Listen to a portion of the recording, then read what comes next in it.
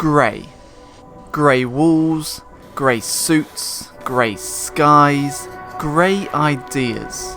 If you were to describe the word corporation as a colour, it would be dull, safe grey.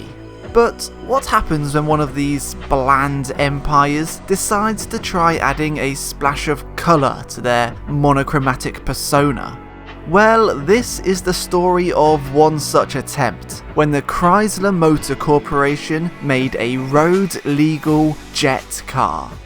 In its basic form, turbine power has been around for almost 2,000 years. However, things didn't really start heating up for the technology until around the Second World War. England were the first to patent the jet turbine engine, with Germany following a few years later, and the rest of the world hot on their heels, with countries and companies alike not wanting to be left behind by this old concept's new technology.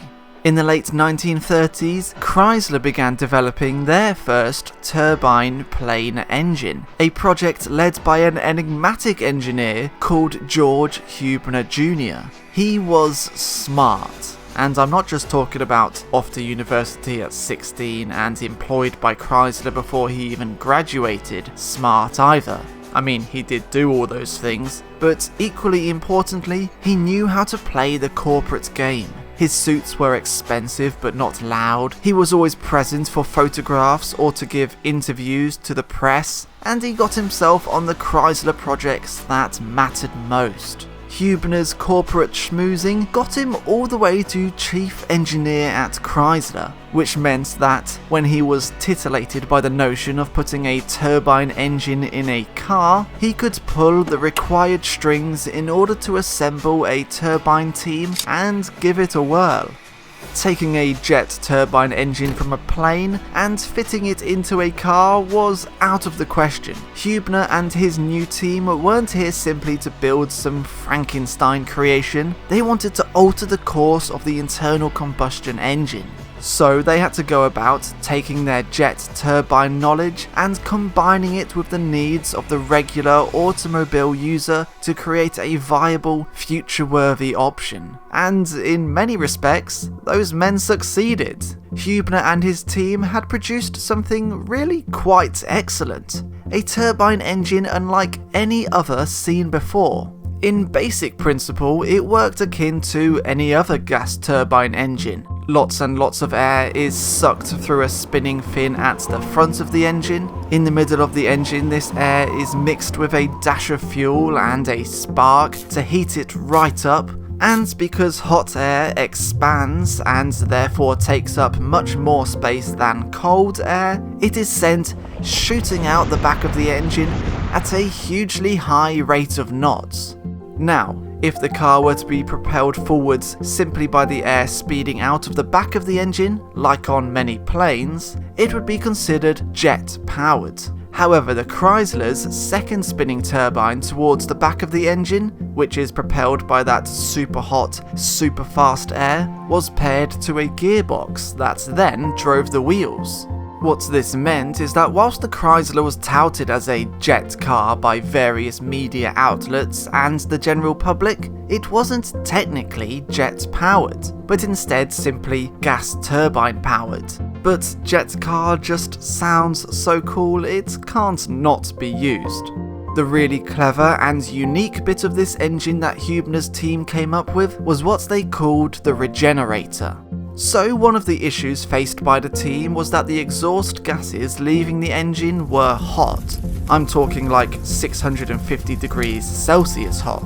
Turbine drivers were not going to be very popular if they were melting the bumpers of the cars sat behind them in traffic or sending passerbys to hospitals with burns. Fortunately, the team realised that not only could they greatly cool this hot air, but they could also use that exhaust heat to make the engine a whole lot more fuel efficient. The regenerator was essentially a really big coil that linked the scalding hot exhaust gases leaving the engine and the cool air entering the engine. As the exhaust gases passed through the coil, it heated up, and in turn heated up the cool intake air. This meant that much of the air in the engine was already expanded before the fuel was burnt, which resulted in less fuel needed to get the air as hot and expanded as it needed to be in order to drive the wheels, thus saving fuel and making the engine a whole lot more efficient.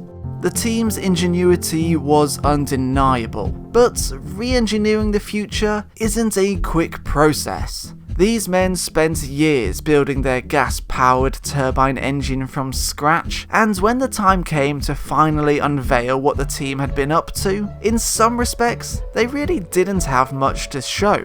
The turbine engine, though working well, was encased in a Plymouth Belvedere, hardly a futuristic shape worthy of this next-generation power plant. It turns out though, this didn't matter. A public that usually cares so much about skin-deep aesthetics and so little about what's beneath barely paid attention to the unsuitable Plymouth body. They read the words "turbine powered" in the press release and came running. They heard the whooshing of it starting up and they were hooked. In an era where the space race was heating up and rockets were soaring into our stratosphere, jet airliners were promising to take people to places they had never seen before, and American nuclear-powered submarines offered their country a newfound level of security and strength, the turbine-engined jet car captured the imagination of a nation of individuals that wanted a slice of the future for themselves.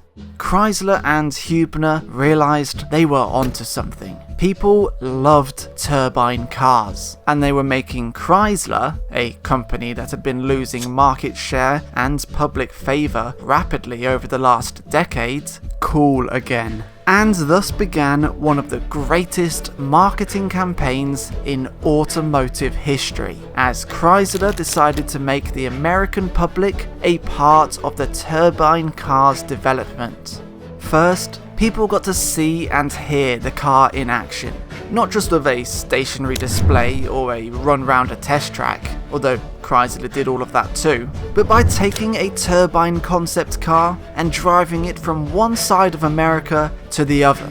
While other manufacturers trying to harness turbine power were barely daring to start up their cars in public, George Hubner himself was getting behind the wheel of his latest prototype and driving from New York all the way to Los Angeles. Despite being new and experimental, the turbine power plant was reliable, and as it drove through towns across the states, a fondness and thirst for the car grew exponentially.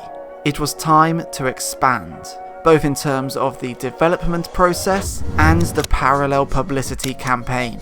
The turbine lab doubled in size, allowing for new generations of the turbine engine to be developed, tested, and fettled with. This wasn't a basement R&D fantasy project anymore. Chrysler were going for it. They wanted to sell turbine-powered cars. And therefore, it was finally time to stop shoehorning turbine engines into ordinary-looking cars.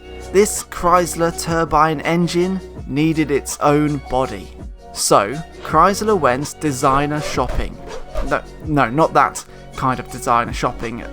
Chrysler went shopping for a designer and picked up a fellow from Ford named Elwood Engel. He'd designed the likes of the Lincoln Continental, the Ford Thunderbird, and the Ford Anglia whilst working at the rival manufacturer, and Chrysler believed he was the man to pen the shape of the car of tomorrow. And I think they were right. By slicing off the telltale tail fins that sprouted up in the 1950s, the car had a simple, timeless silhouette that referenced a cleaner and more refined future.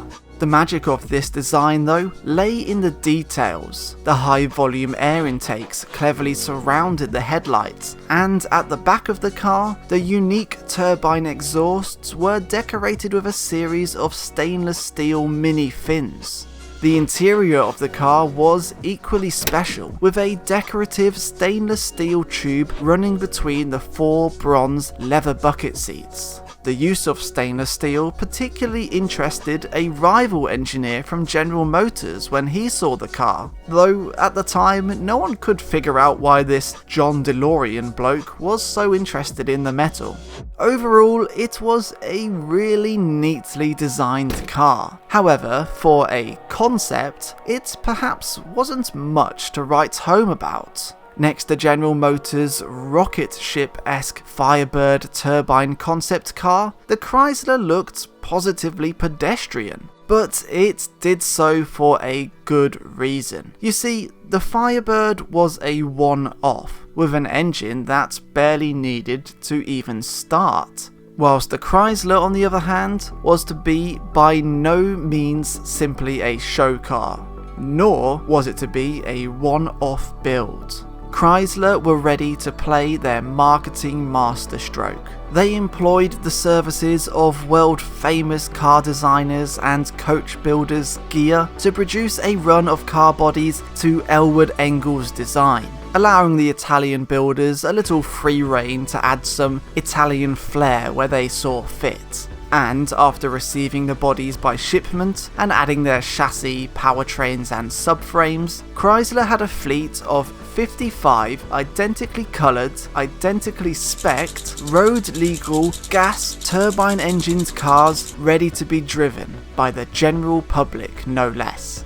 The motor giant plucked a car from the fleet and put it on a plane, announcing to the public that the Chrysler Turbine, as it was simply badged, was going on a world tour. The car was driven past Big Ben in London, around the Eiffel Tower in Paris. It was driven through Sydney, Singapore, Bombay, Cape Town, Buenos Aires, and many more locations. Yet, the coolest marketing fruit to come from this trip wasn't the commercial film footage shots or the articles written about the car in every local language spoken. It was in fact the various fuels used to power the Chrysler through its trip. So, the turbine engine has a massive advantage over the regular piston engine, in that if it's liquid and it burns, the turbine can be powered with it. That's because whilst the piston engine relies on a really strong combustion to power it, and therefore needs fuels that can give that necessary bang, a turbine engine and its linear motion of power requires a much less aggressive burn and therefore can pretty much use anything that will give it the heat it needs. So, whilst the Chrysler Turbine primarily enjoyed a diet of diesel, it was also to be found happily cruising along while sipping on white gas, unleaded petrol, kerosene, jet fuel, peanut butter oil, which apparently made the exhaust fumes smell like cookies, household heating oil, and, well, you get the picture. If it burned, the turbine could run on it. A theory that was very much tested when the Chrysler Turbine Tour landed in Mexico. The president of Mexico was intrigued by the visiting Chrysler and wanted to drive the turbine. However, he'd also heard about its novel fuel trick and wanted to see if it were really true. So, he had the car filled with tequila. There was a moment of concern at Chrysler when they heard of this untested fuel being fed into their experimental motor. However, the turbine worked perfectly. In fact, it's probably the only thing in history to drink a gallon of tequila in one sitting and not have a hangover the next day. Chrysler shouldn't have been worried about it really, as the car had also apparently been filled with and run on Chanel No. 5 perfume when in France, leaving the Parisian streets it drove through smelling sickly sweet.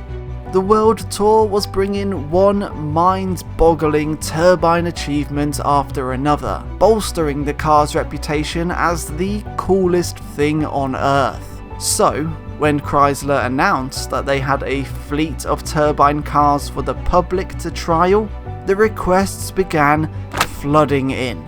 People from all over America were desperate to spend 3 months with the turbine motor, and as a result, Chrysler were able to cherry-pick the 203 lucky individuals who were to borrow the car.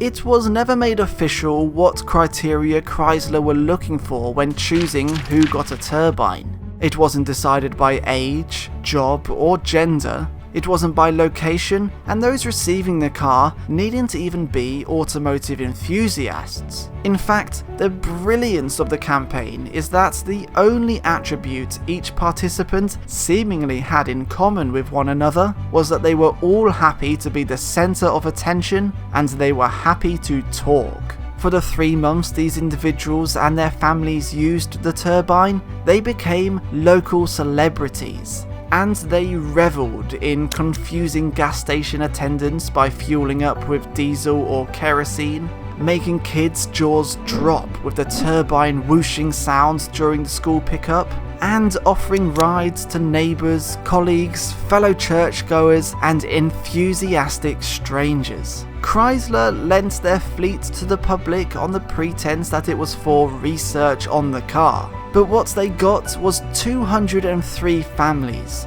driving over 1 million miles, offering thousands of rides to intrigued friends, telling tens of thousands of people how brilliant the car was, and parking the cars at their local country clubs, shopping malls, schools, and baseball stadiums for hundreds of thousands more to gawp at. For the price of building and maintaining a fleet of 50 cars, Chrysler ran a guerrilla marketing campaign the likes of which had never been seen before and has never been seen since. There was barely a soul in the States who hadn't heard of the turbine car. People were sending Chrysler blank checks requesting to buy a turbine. The time had truly arrived to manufacture these cars for sale.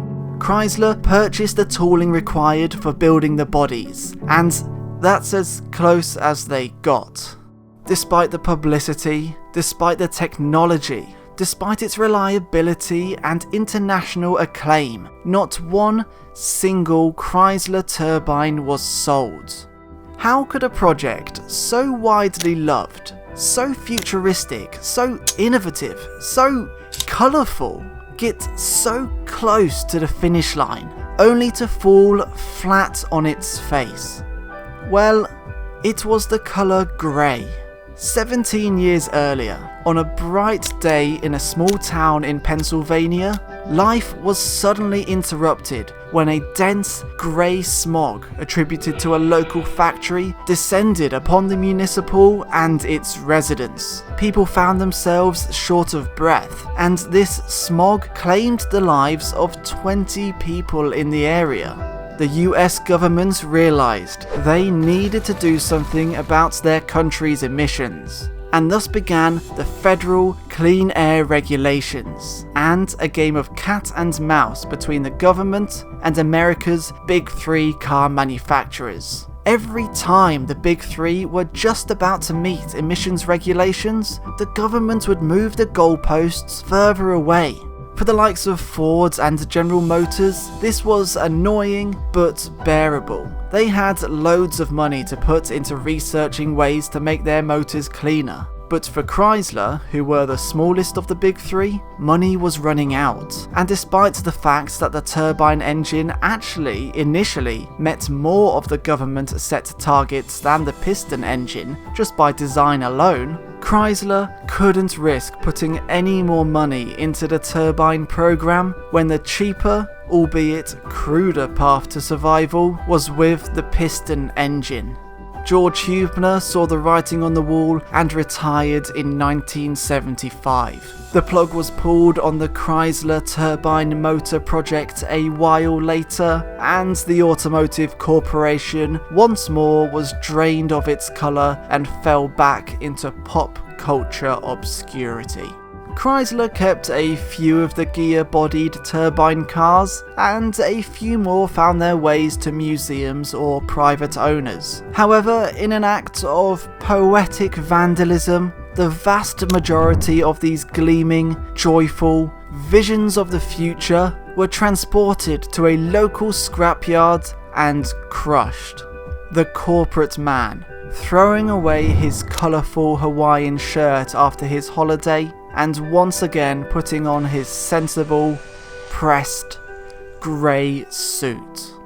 So that was the story of Chrysler's Tequila chugging jet car. I hope you enjoyed this video history. However, before I get to the bit where I ask you to consider subscribing, etc., I wanted to quickly mention this book, Chrysler's Turbine Car by Steve Lehto. This video isn't sponsored by the book in any way. However, it has been an invaluable asset to me in gathering the information for this script. If you're interested in the Chrysler Turbine and its story, do consider getting a hold of this book, as there's a sea of fun anecdotes and fascinating details on the turbine project that I simply couldn't fit in this video. Now, if you do fancy subscribing to my channel, and I would love it if you did, please click on the icon in the middle of the screen. Also, whilst you're here, please consider checking out some of my other videos. If you enjoyed this history video, I've got tons more about other fascinating cars like it.